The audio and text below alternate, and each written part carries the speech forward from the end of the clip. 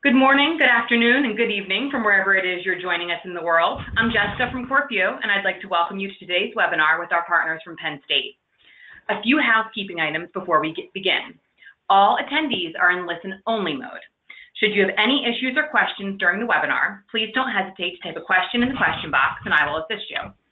Without further ado, I'd like to introduce to you CorpU's founder and CEO, Alan Todd. Alan? All right, welcome everybody. We have a pretty exciting 55 minutes laid out ahead with Steve Tracy. So Steve's going to be sharing some pretty interesting research and the work that he's doing at Penn State in the world of supply chain and helping us think about the future and learn about the themes that are really important. So Steve is the executive director for the Center for Supply Chain Research, and he's an instructor in the supply chain program. And he's a guy that in running that, it's one of the premier research centers at Penn State. And Steve's been in the supply chain industry running global supply chain. He's a senior executive at Standard Textile and led the business through years and years of global growth in more than 14 countries. So Steve has a great deal of practical experience in supply chain, a great deal of theoretical, runs the #1 ranked research center. So we're super excited to have Steve. We will definitely take your questions. So if you have any questions, put them into the box that is marked questions, and I'll be taking them. So we're going to go through a couple of themes from Steve, and then I'll take your questions and we'll interact. So first, let's just see if I can start flipping. Just situate the supply chain themes today with just in the broader context of leadership. So at CorpU, we aspire to be the premier leadership development platform to help organizations strengthen leaders, manage change, and shape culture. And we know that's important because there's been overwhelming evidence that the leadership development industry has been falling short. We know that a supermajority of large change initiatives fail to achieve their desired result. And by the way, those change initiatives are supply chain transformation. So if you're thinking about supply chain transformation and the things that we're going to talk about with Steve today, know that a supermajority of projects and programs fall short. And I just wanted to open with a context to sort of frame how we see the world at CorpU and where this all fits. And the way we think about being the premier leadership development platform is by building a purpose-built platform for leadership development and tailoring programs for organizations. And we call it EPIC, which is that you have to be expert-led, problem-based, integrated with work, and collaborative and social, which means you're working with the best experts. They're helping pull your people through, working on a real problem. Learning is integrated with work, so we deliver this digitally, so at a distance. And this is what we do at CorpU. And so in addition to the Supply Chain Leadership Academy that we run with Penn State, we also run other programs like the Harvard Program on Negotiation, the Wharton Program on Leading Breakthrough Change. We work with the University of Michigan's Ross School of Business with practicing positive leadership and leading talent. So those are some of the backgrounds. But let me give you 3 key things that are important to think about winning at building and strengthening your supply chain leaders and being able to lead supply chain transformation. And the first is making sure as you're thinking about your transformation that you have a plan in place for your supply chain leaders at every level. So we know frontline leaders need functional skills to be masters of the discipline. So as you bring new people into supply chain, it's important to make sure that everybody has a deep understanding of what your end-to-end supply chain looks like. And as they become frontline leaders and start to manage people in middle managers, then they have to start building people and relationship management skills, leading talent, leading people to become better masters of orchestration. And then finally, senior leaders to be masters of industry, building on vision and strategy and being able to take the company to the next level in supply chain. So think about developing your supply chain leaders at every level. And building functional skills, people and relationship skills with combined with vision and strategy skills as they go up the career ladder. The second thing is to think about supply chain leadership as you're developing in a holistic way. And so as a holistic way, I just would point you to at the top left and the bottom right. That's where we start at the top left. We identify what capabilities are crucial for supply chain success, and we identify those capability gaps. What gaps do we have that are keeping us from there?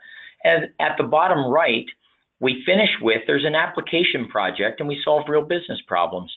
And so when you're thinking about designing your own learning interventions, I would strongly encourage you to make sure at the top left, you've defined where you want to be on the front end via a capability map. Just describe what capabilities you want to build, find out where those gaps are, and then you use the top right, so virtual learning, and bottom left, residential learning, in a blended way with social learning as the glue to keep people together, upskilling continuously as you're driving change and working on real projects. And so that's the way we think about this, and we've been doing this for many, many years with large Fortune 500 companies, from Walmart to Coca-Cola to Johnson & Johnson, large companies, that we use this model as a framework.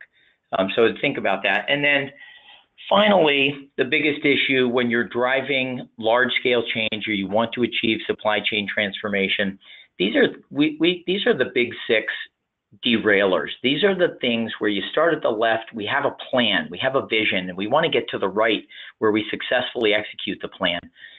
But it's really important to measure and have systems to measure the extent to which people understand where we're going and the extent to which they're bought in, so that they understand that the direction and they understand that there's buy-in, like, and intentionality. Do we know what levers to pull? Do we have the capabilities to do it? And if not, can we build them? And then there's empowerment and motivation. So as time goes on in that change journey, it's critical that people get where they're going, they understand, they're clear, they're bought in, and they're empowered to go drive and motivated. And so any one of these derailers, when they come apart, block people from achieving breakthrough change. And again, if we look at literature from McKinsey, from Harvard, from the Economist publications, about 66 to 70% of large-scale change efforts fail to achieve the desired result. So these are the big six factors that derail those things. And if you can knock these down, you can de-risk your execution. So off we go to, I'm going to talk to Steve and walk us through the big three, but I just wanted to let people know, as we look for partners, we've been working with Penn State for years now, and our good friends at Penn State have been ranked #1 by Gartner since the inception of supply chain ratings. And they have programs in undergraduate, graduate, executive education. They've got the Center for Supply Chain Research that Steve runs. So we think the research that Steve's sharing today is really appropriate and exciting. So without further ado, I'm going to turn it over to Steve to answer the first question. Steve, do you want to talk about the three key themes and introduce them? Well, thank you, Alan. I hope everyone can hear me well. Good morning, good afternoon, and good evening, wherever you are in the world. Thank you for joining us today. And Alan, thank you for kind of setting a base for what we're going to talk about today. I'm going to talk about, and feel free if you have questions or want me to dig deeper into something to type a question into the chat box. Alan and Jessica will be monitoring it on the other end, and we'll step in and help us dig into some of those deeper questions. We'll also allow about 15 to 20 minutes at the end in order to answer your questions that may come up. So jot them down, and we'll try to get them answered while we're here on the line. Our three key themes are all around an overarching concept of people, process, and technology. And we're going to go into these in depth, but what we see today are that if you think about people, process, and technology, we're going to talk about technology first, then we're going to talk about people, and then we're going to talk about the concept of a supply chain as an ecosystem, or the overarching process and strategy by which companies are deploying their supply chains. So the first one is technology, theme one, and we find that this falls into three broad categories. Now, this is based on our research. We've done several research papers on this in the last year. Looked very broadly at supply chains, road, rail, maritime transport, physical distribution, port operation, 3 and 4PL logistics firms. So we looked very broadly. And what we found is that they broadly fall into these 3 categories: mobility, digitization, and automation. So if you drill down a little bit deeper, and I'm going to go into some examples of these, we don't have enough time to dig into, but mobility basically is that supply chains are moving at all times. We all know this is not new information, but the capability of organizations to both leverage that mobility to strategic advantage and to actually know where everything is all the time in real time. We're not just talking about products, we're also talking about assets. And again, we'll dig into that a little bit more detail. On the digitization side, this is actually using data or digits to leverage our supply chains. And we're going to talk a little bit about some of these as well. Artificial intelligence or deep learning, how cloud computing has leveraged some of that stuff, and then additive manufacturing, which we hear a lot about, but it's actually a lot more prevalent today than you might imagine. And then finally, on the automation side is replacing humans, or I should say augmenting or enabling humans. We're not actually replacing them, but we're enabling them and augmenting them with machines that can do some of the more mundane, repetitive, and in some ways creative work. So we'll talk a little bit about IoT, the Internet of Things, or sensors collecting and data and allowing supply chains to be more efficient, intelligence, robotics, and then machine-to-machine communications. So let's get into some details. Let's start with some mobile technology applications. What you're looking at here, I'm not going to read these to you, but just to give you some overarching examples, on your right, you can see an app. I believe this was created by students, and this particular app is helping to speed up the process at the port in Oakland. So if you think about, what's a big inefficiency at ports? Well, one of the things is that we all know that there are assets that need to get there. We're unloading a sea container off of a ship, and then we have to move that sea container or dray it from the port to its end destination. One of the big delays is actually timing the vehicle and the chassis and the driver to be there in real time. And one of the big problems that they have is wait time and traffic. So if you can imagine, and this is publicly available data, so the port company knows where that container is. They know that the ship's arrived. They know it's being unloaded. And the trucking firm knows where their truck is. And if you think about just your own personal phone, you can look at real time and see what traffic patterns look like using Waze or Google Maps or anything. So this is publicly available information. So if you combine that different data streams into, again, this sort of simple app that says, okay, if the truck shows up at this particular time, that container will be ready to be picked up. This can save literally hours. And when we think of hours, we think of dollars in cost for a firm.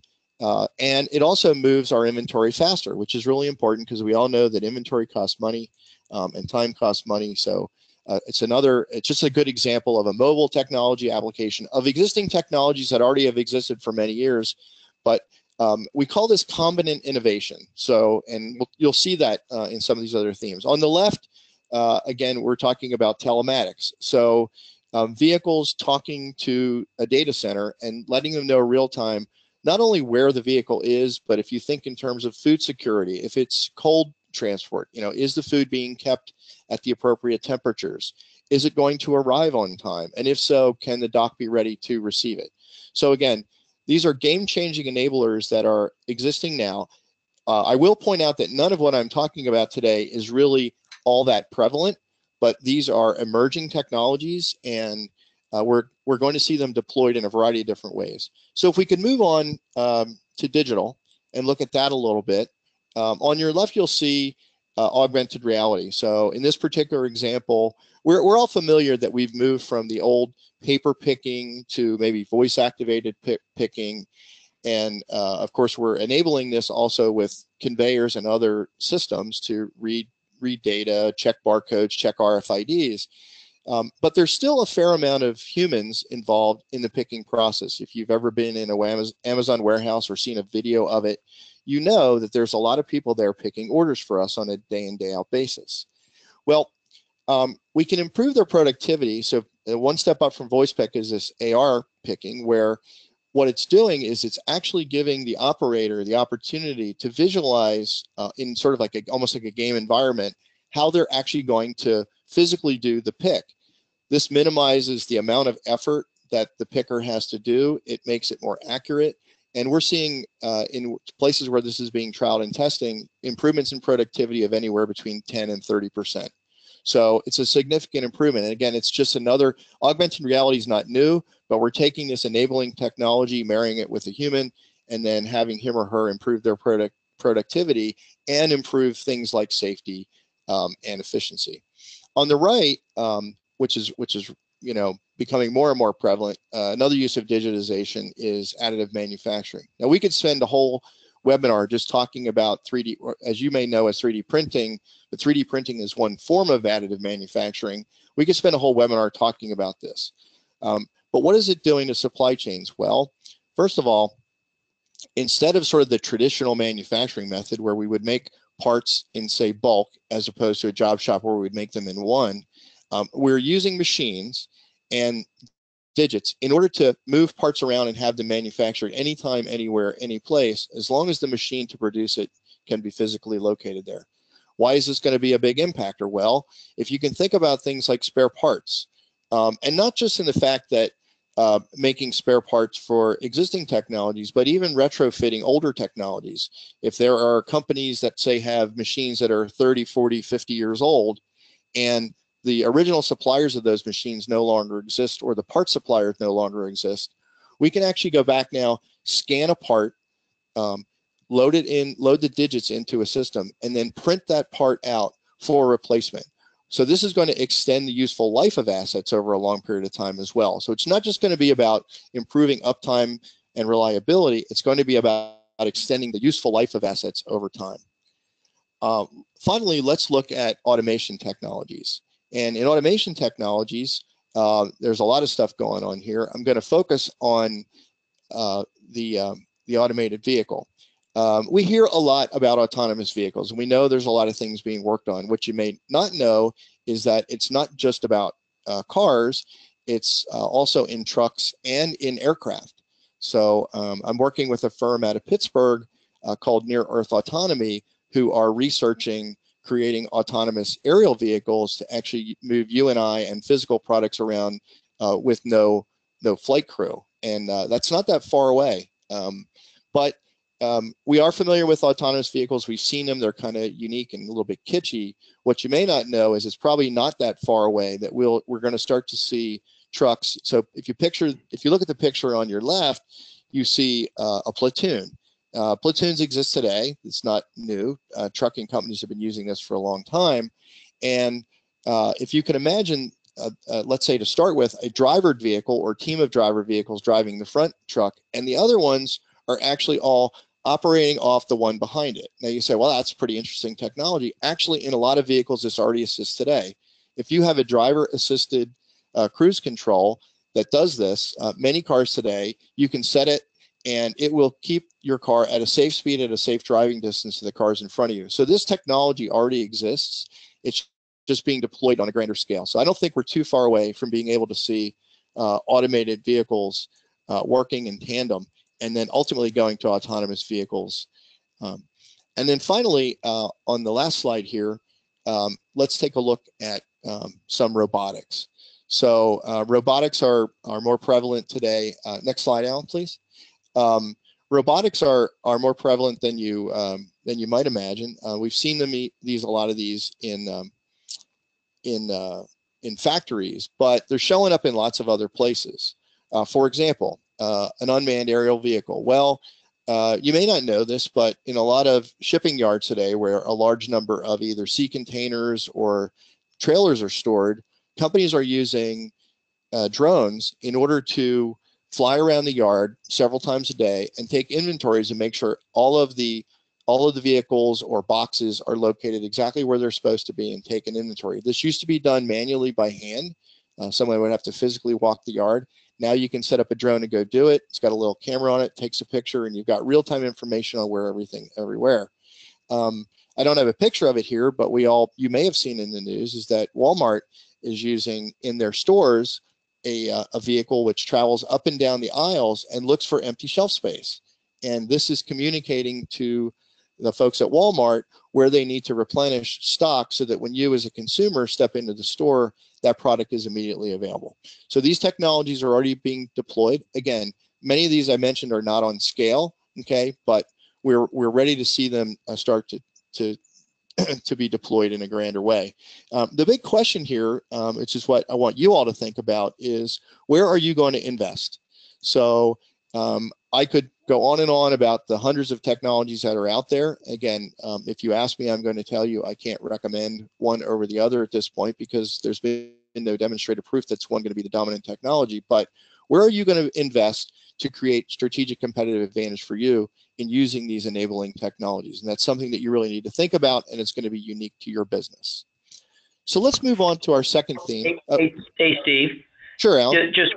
While we're on it, we have a couple questions coming in, and I think that you finished with a really interesting question about how do you find your best game-changing move, and we had an interesting question come in from Jamil that said, do you see a shift in talent needs now that starting e-commerce businesses is easier because you can move supply chain management into the cloud with examples like Amazon FBA or Burlow Supply, with those type of things moving to the cloud, speeding up your ability to launch e-commerce type sites and businesses? Is that changing any? And I guess that's kind of a good bridge into theme 2 about talent, but I'm curious if you could talk about that. Well, first of all, it's a good question, and the answer is yes, it is changing the talent requirements. It doesn't change our need for talent, but it changes the need for the kind of talent that we need. So we can broadly put this into 3 categories. People on sort of like the tail end of their careers, who I would consider to be subject matter experts who can be relied on to communicate how the business runs and how, all the things that were tried and true. The people in the middle of their careers who may, if you're in the supply chain profession, may not have originated in supply chains and are in constant need of developing their skill sets. And then the new people coming into our businesses, who are either recent college graduates or people transitioning from another career, another job, that require a lot of skill-based training. But it's really more about what kind of training and education that they need, what kind of skills that they need.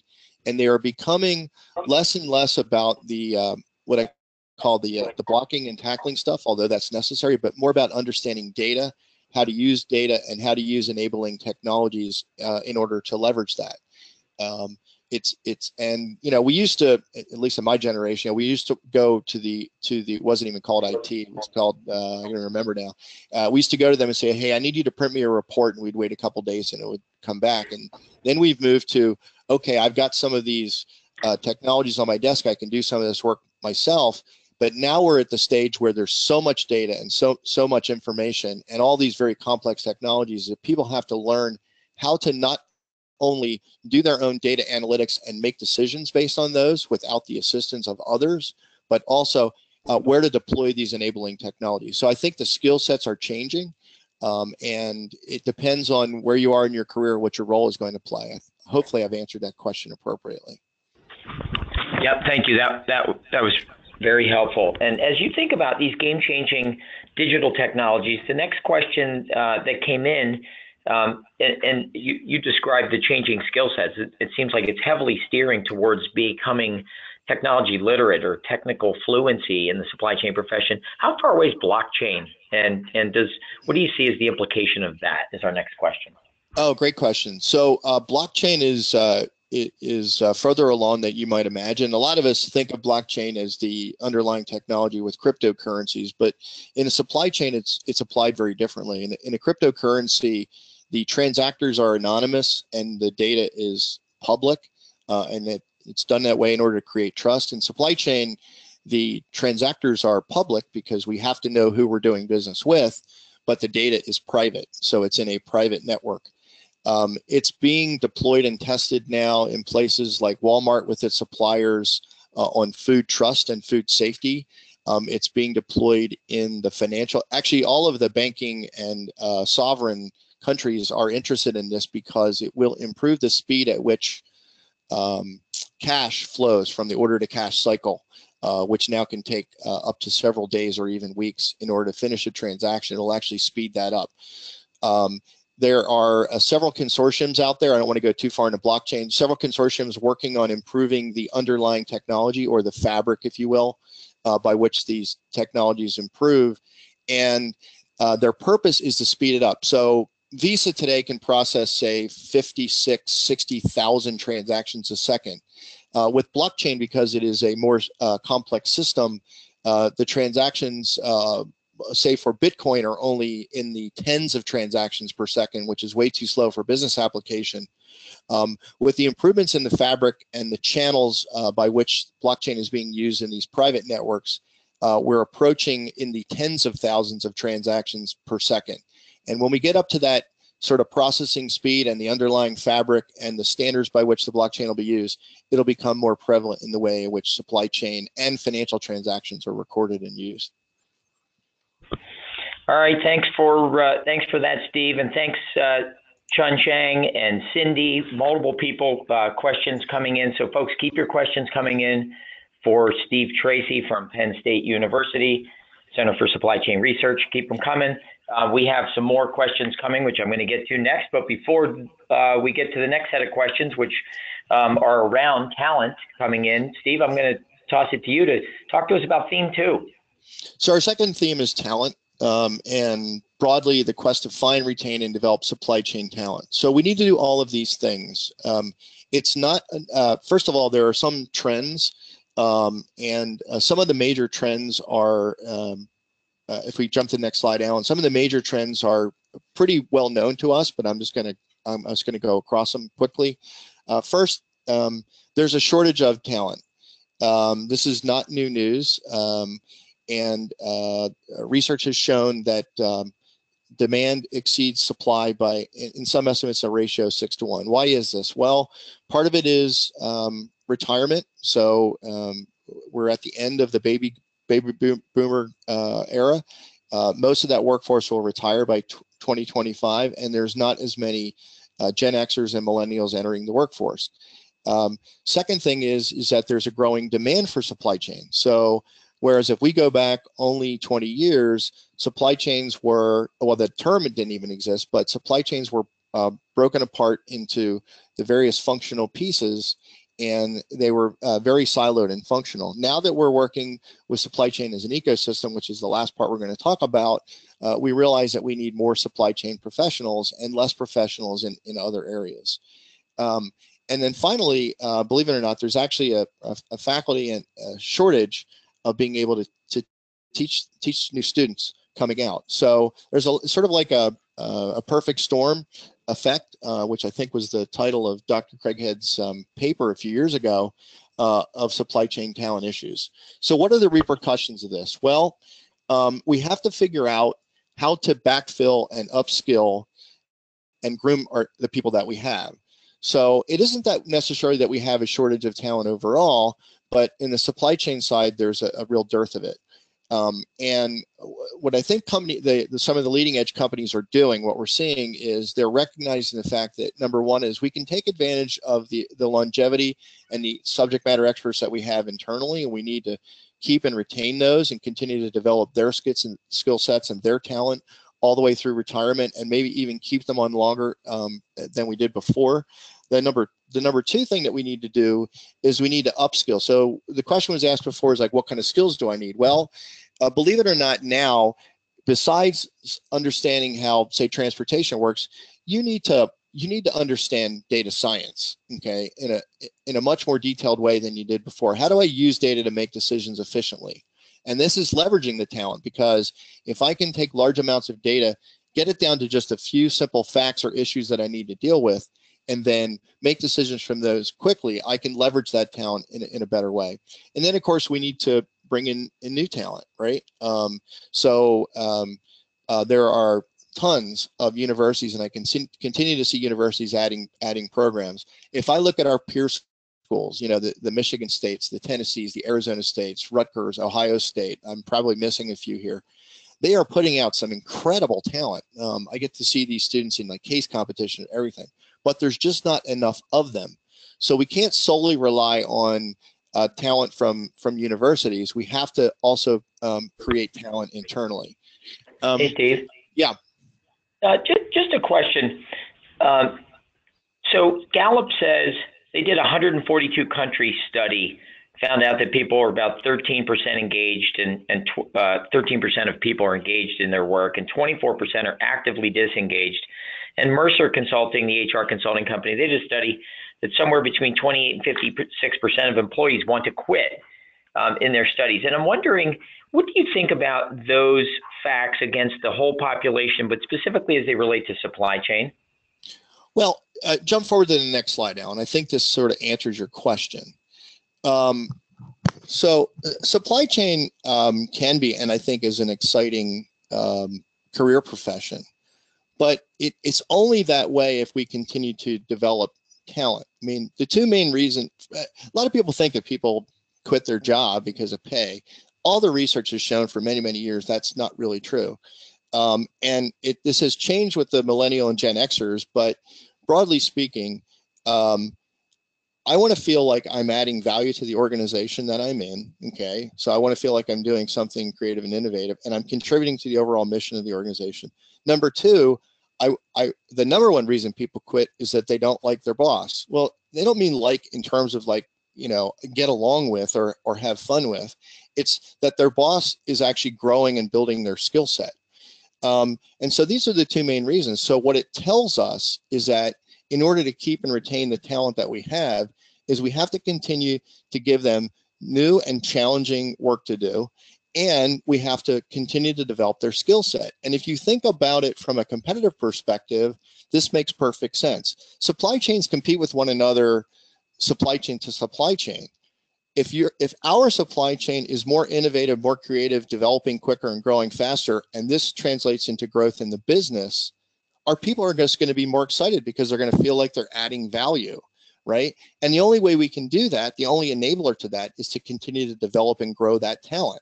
So this slide kind of broadly goes into creating talent pipelines and investing in talent leadership development and focusing on retention, right? So since we know there's a shortage of something, hanging on to it is clearly important. And the ways that we do that are making sure that our people feel like they're adding value and have jobs where they do add value to the organization. And number two, that we continue to develop in a way that they can do that. Does that answer your question? Yep. Perfect. Thank you. Okay. So let's move on to the final theme here. And that is supply chain as an ecosystem.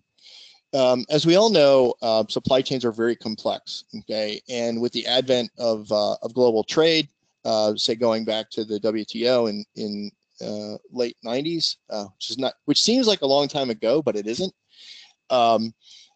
We've developed these very broad, huge scale global systems. They're very, very complex. What companies have focused on in the past was looking at the supply chain by its functional parts. You often hear the term silos. I don't like that term, okay? Because silos sort of implies these walls in between. I don't think many firms today function very effectively with silos. If they've done that, they've probably gone out of business. And we can think of some of the companies that maybe have not performed successfully and are either have disappeared or are disappearing. But what we have done is we focused on these functional areas and improved them incredibly, down to where we've literally got them down to a science. And I'll give you a granular example here of transportation. So if you go into the transportation logistics department of any firm, they've probably got a very sophisticated TMS. They're looking at their network. They're studying this to the nth level of detail, and they're focusing on getting it down to the lowest cost per ton mile moved. And that is great, and that is fantastic. But what it ignores are the taxes, okay, the external impacts that has on other parts of the supply chain. If I am focusing solely on moving freight at the lowest cost, I'm moving it in bulk and I'm moving it as slowly as possible in order to achieve the goal of getting it to where I need to be, as opposed to looking at supply chain as an ecosystem, which says, I should move the freight at the appropriate speed in the appropriate mode at the optimal cost, okay, in order to make sure that my inventory is appropriate, both on the front end and back end, that my supply, whether it's I'm moving it from manufacturing or for a supplier, is making them most efficient, and on the other end, making sure that I've got the appropriate inventory in the right place to service the customers at the highest level as possible. That is the end-to-end view, okay? So we've gone from viewing all the supply chain as a network of disparate systems to viewing them as a network, and that's kind of where everybody is today. Now we need to start thinking about this as an ecosystem. So what is the optimal for the system, not necessarily the optimal for the individual functional areas. So if you look at the limitations of the existing perspective, it's pretty obvious, right? The top line is kind of how people have always traditionally viewed this, but now with the implementation of omni-channel or more granular e-commerce, we see these interconnected networks that are very complex and they're very dynamic, and demand is moving and shifting in a lot of different ways. And in order to be optimally cost effective or optimally profitable, we have to think about it from an end-to-end perspective. We can no longer look at the individual functions. So what we have to do, if you jump to the next slide, is we have to move right to this supply chain as a system, right? Looking at the various networks as an integral network, not as individual functions within networks.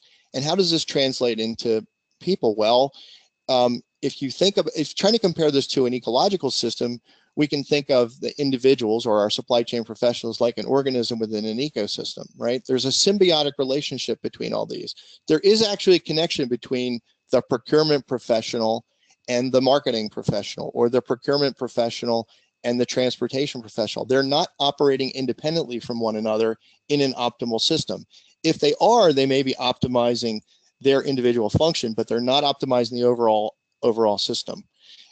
So if you look at the properties of a functional ecosystem, which is on the next slide, you can see that it requires things like open systems, meaning systems that communicate to one another effectively. We have to be able to look at, and we can only really do this with computers, complex multidimensional flows. The people have to understand is that there is an interdependence, not just on the systems, but on the people that are doing this. So if you are sitting in the middle, say for example, you're in manufacturing, in order to be the best at your job for your firm and provide the most value, you need to understand what the procurement people are doing, what the transportation people are doing, what the inventory management folks are doing. It's not that you need to do their job for them, but you need to be having these thoughtful conversations about, okay, how do we make this work functionally as a system? And then my last slide, you can look at the key implications. But I think the important lesson learned here is that firms that are moving toward operating their supply chains as an ecosystem, and they are out there, okay, are going to have a competitive strategic advantage because they are going to be providing optimal service, optimal product information flows, optimal cash flows, optimal profits to the shareholders.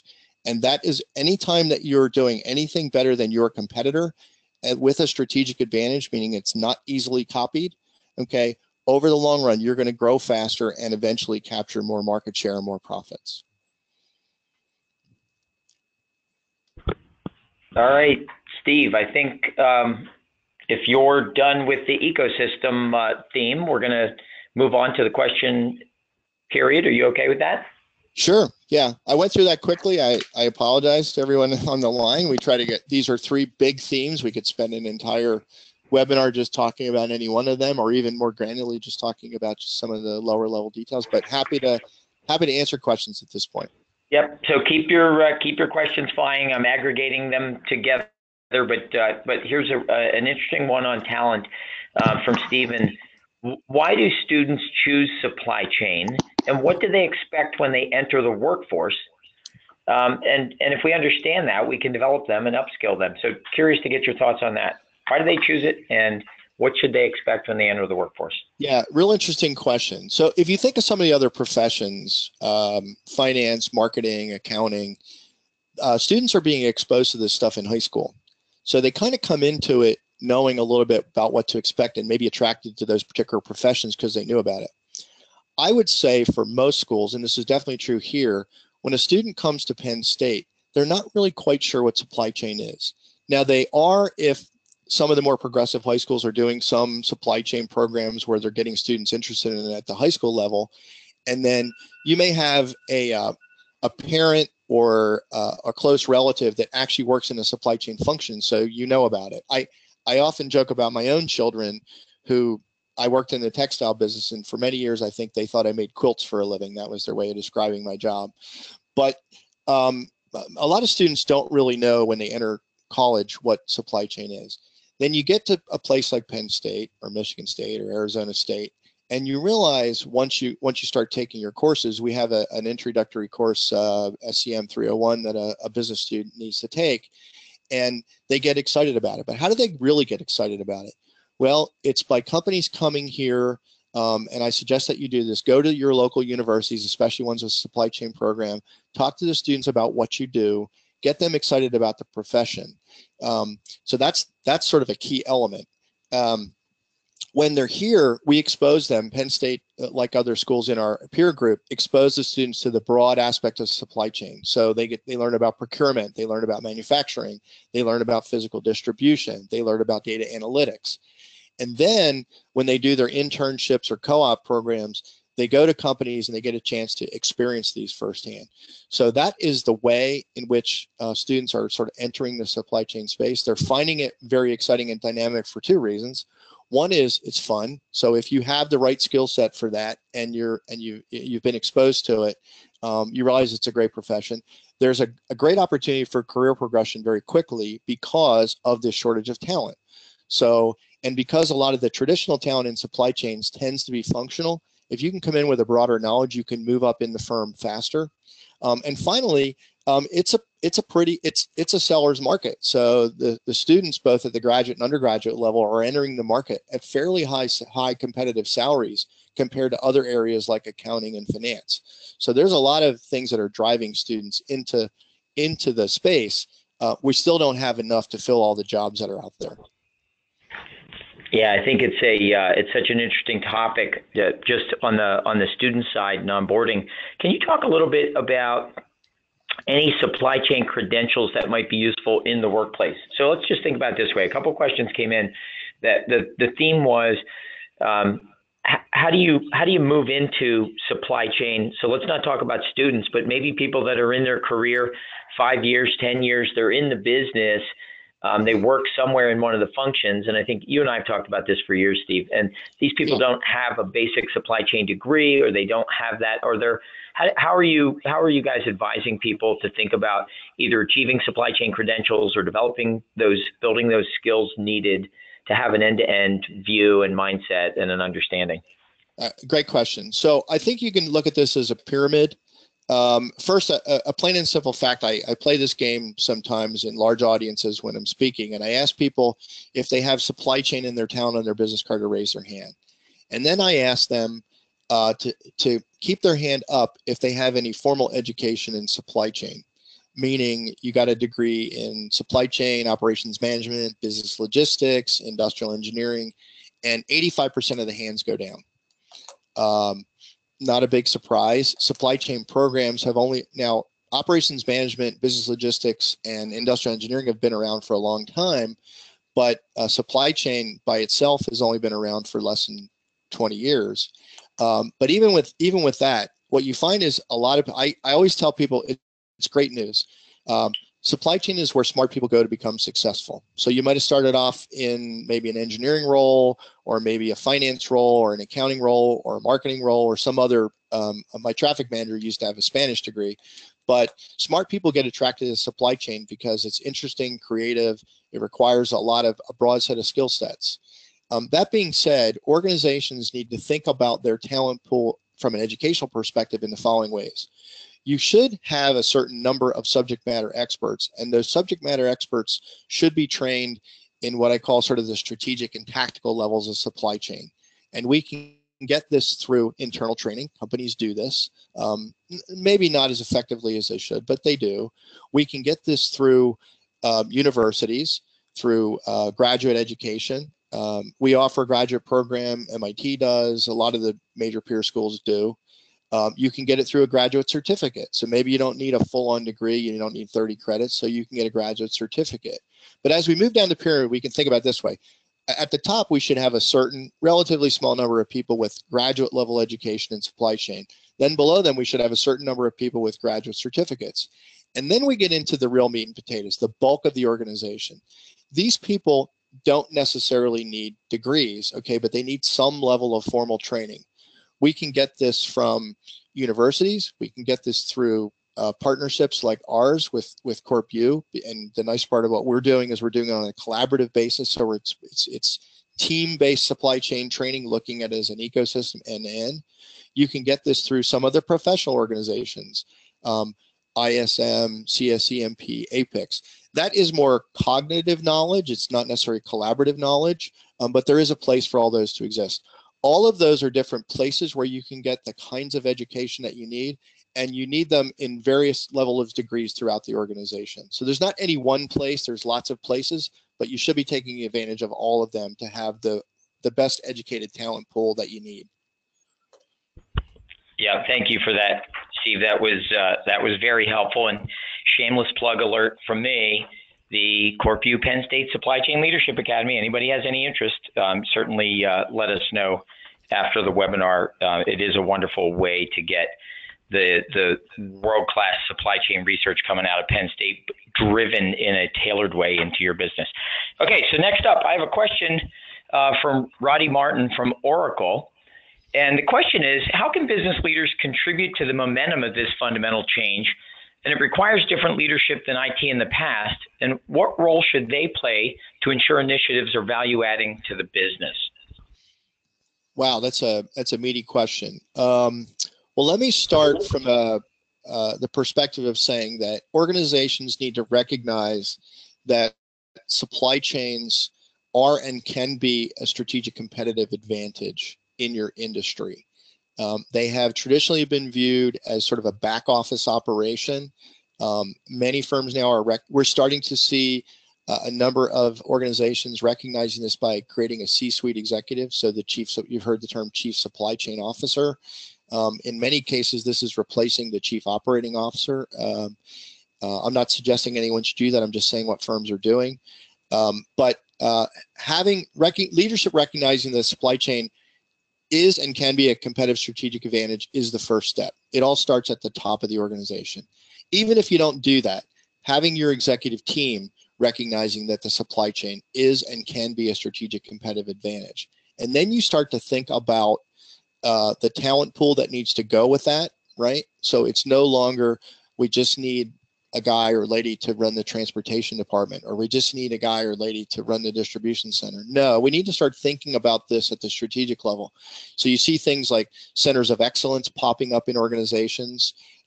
This is going to depend on whether your organization is centralized or decentralized in terms of how your culture and leadership is managed. So there are a lot of different ways we need to look at it. Can you repeat the question one more time, Alan? I want to make sure I hit on all the points because it was pretty detailed. Yeah, hold on, let me go back to it. Okay, it was, how can business leaders contribute to the momentum of this fundamental change? It requires a different leadership than IT in the past, and what role should they play to ensure initiatives are value-adding to the business? Okay, so on the IT side specifically, IT and data is not so much an enabler now. It is, again, is a strategic competitive advantage. So if you think about if the organization is looking at the supply chain as a strategic competitive advantage, it then needs to look at its data as a strategic competitive advantage. And if we can make optimal decisions, so what IT needs to do, okay, is put the tools in the hands of the supply chain professionals that they can make very quickly optimal decisions based on known data.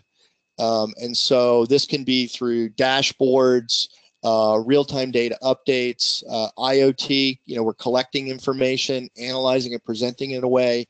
At a very granular example, if I've got sensors on machines in a factory that are keeping track of, say, vibration, and so I can let the maintenance crew know that they need to do preventive maintenance on a particular machine before the machine breaks down, that is going to enable higher levels of throughput, lower cost of production, so all these different things. So there's so much data out there, and in the past we talked about IT as not as a bottleneck. I don't mean it this way, but where we had to go to IT and say, can you create this report for me? Can you do this? Now we need to think about it as, can I create the enablers that the business professionals can get real-time access to the data in a format that they can understand and work with and make decisions from. So that's how I see the trend going. It's more toward enablement, visualization, and analytics as sort of like the last part. A lot of firms are using analytics. I saw an interesting presentation this past week from our partners at J&J about what they're doing on the analytics side to enable supply chain transformation internally. All right, let's keep going. We have lots and lots of questions, but we only have about 5 minutes to go, Steve. So I'm just gonna keep cranking because we have some really good ones. So from Susan Gentry, the concept of working as an ecosystem sounds great. However, individual companies are being judged by shareholders in the stock market, need to see the benefits of their own bottom line. How do you see that being addressed as an ecosystem? Hey, Stu, thanks for the question. I actually know Sue quite well. So it's a good question. I actually think that is that's a bottleneck, right? So firms, well, I could put it in two different perspectives. If you think about why some firms have gone private, I'm using Dell as an example, right? They probably viewed their ability to do innovation as being held back by having to deal with the quarterly corporate earnings perspective. You're absolutely right. What are some of the roadblocks? We talked about last week at a conference I was at on blockchain is what are the roadblocks that typically dismantle some of these initiatives? Well, so if you think about looking at supply chain as an ecosystem, as an initiative, and you say, wow, that's a noble goal, that's where we should get to, but then you come down to the realities of the day-to-day, which is, hey, somebody just wants to make sure we make quarterly earnings, and the way we're going to do that is that we're going to make sure that our transportation cost per ton mile is going to be the lowest cost, okay? That is a misalignment, okay? It exists, we can't ignore it, okay? We can't pretend that it doesn't exist. So the kinds of things that disable moving forward are organizational inertia, meaning this is the way we do it, this is why we do it, we've done it this way in the past, okay? That's a main one. The other ones that we see are things like legal, financial issues, return on investments. Hey, if this has a long-term return on investment and I'm only focused on quarterly earnings, am I going to get the right result? Probably not. But not just the shareholders, but the executive committee of firms need to recognize the fact that, okay, I may be fine in the short run, okay, and I may be beating my competition in the short run, but in the long run, if I don't have the right strategy in place, okay, my competition is going to catch me or overtake me. And we all know it's a lot harder to play catch up than it is to stay in the lead. So you're absolutely right, Sue, that is a challenge. Companies, especially at the highest level, need to recognize that, and they need to be taking appropriate steps. But it is absolutely a roadblock. I would be remiss if I said we should ignore it, and it's not really out there. It's definitely true. All right, Steve, we got 11:56, 4 minutes to go. I got lots more questions, so we're doing our lightning round. Tyrone Thorpe wants to know, how does supply chain align with business strategy and decision making? How does supply chain align? Well, supply chain, as I mentioned, is a key element of many businesses. Even if you're in a service business, it has to align closely with business strategy. If you're familiar with the Gartner research on cascading metrics, you will realize that every supply chain metric, performance measure, has to align with the overall goals of the business. And what was the last part of the question, Alan? The question was, how does supply chain align with business strategy and decision making? Decision making. Okay, so at the end of the day, we're in business to satisfy customers, satisfy shareholders, make a profit, make an optimal profit, and be sustainable. So be ethically perform well. All of those things are intimate to supply chains. it should be very clear to you, right, that if those are the goals that we're trying to do, okay, the supply chain, okay, as it is run, okay, and it does not matter. There's no information to show that a centralized or decentralized supply chain operates more efficiently. But the governance of the way that we run the supply chain and the ecosystem in which the supply chain operates has to meet all those goals and objectives. So the supply chain strategy has to, if not mirror, very closely match the business strategy. All right, perfect. We are down to our final question, Steve. So coming in from William Anderson, are you seeing supply chain concepts becoming relative in non-traditional industries such as agriculture or construction? And if so, what types of technology or talent are necessary? So I get this question first of all, I get this question asked a lot, and a lot of people, companies that I talk to will tell me, well, our supply chain is unique. And I chuckle because what they're referring to is the way their organizational structure is set up. But every firm, it doesn't matter whether you're in agriculture, manufacturing, retail, every supply chain is exactly the same. It starts with your suppliers, and it ends with your customers' customers, okay? And that is the full supply chain. It's true everywhere. Who it reports to is the way people describe it, and they may describe it in different ways. But in all those businesses that were just mentioned, okay, there is a supply chain. So we use agriculture as an example, okay?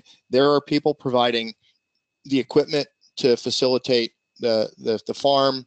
There's humans involved, there's labor involved. There are suppliers for raw materials, fertilizers, seeds, crop protection, all that stuff. Okay, so there are suppliers. Okay, and then there are right, and then there's a logistics network that moves the food from the farm to the co-op, and then ultimately into the network, whether it's for retail, consumer, restaurants, into manufacturing where it's repackaged. So that exists, right? That all exists. It's just because we call it a supply chain today, it's existed forever, right? And the companies that recognize this fact, okay, and say, okay, now I'm going to look at that as an ecosystem, are the ones that are going to lead. Okay. On the flip side, in the service industries also have a supply chain. Whether you're a bank or say a wireless carrier, they all have the same thing. Okay, they may not recognize it, but it's all the same thing. So every firm has a supply chain of one form or another, and they're all exactly the same. They start with the supplier and end with the customers, and that's how they should be viewed. All right, Steve, thank you. That's very helpful. Everyone, thank you. You've just heard for the last hour from Steve Tracy, who runs the Center for Supply Chain Research at Penn State. He teaches in the supply chain program. He's been a global chief supply chain officer and spent his career as one of the world's leading thinkers in supply chain. And Steve, I just want to say thanks so much for your time today. This was really helpful and informative. It was really interesting. We got a lot of notes coming in from people saying thank you, and this was one of the best webinars, or this was a really good use of time, or very insightful. So I really appreciate your time today, and appreciate our audience for joining in today to listen to you talk about the big three key themes in supply chain. This is very helpful. So thanks again, Steve, and thank you all. Everybody, have a great week. Thank you, everyone.